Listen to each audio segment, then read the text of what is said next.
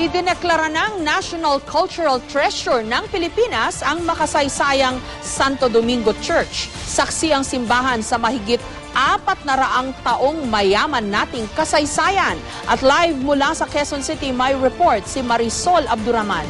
Marisol? Jessica, ilang minuto pa nga lang nakalilipas ng formal na nga deklara ulit talaga ng National Museum ang makasaysayang Santo Domingo Church at ang mga liturgical artifacts sa loob nito. Yan ay bilang pagkilala nga sa mahalagang papel na ginampanan ng simbahan sa kasaysayan at kultura ng ating bansa. Of the powers vested in it by law, hereby declares, subject to the attestation and confirmation of the Director of the National Museum of the Philippines, the Church of Santo Domingo and its collection of liturgical objects as a national cultural treasure. Mahigit 400 taon na ang simbahan ng Santo Domingo Church na dati ay matatagpuan sa Intramuros sa Maynila. Pero 1950s lang nang itayo ito sa Quezon City matapos mawasak noong World War II.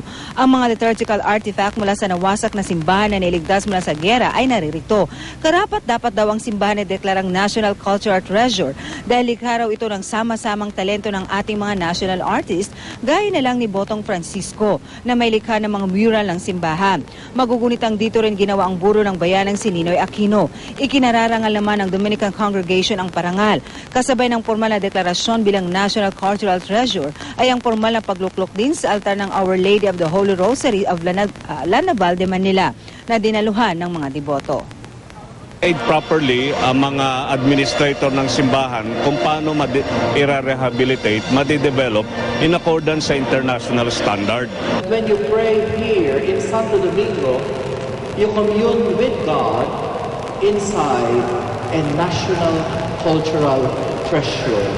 Proud as a Filipino, then as a devotee of the Blessed Mother, masaya.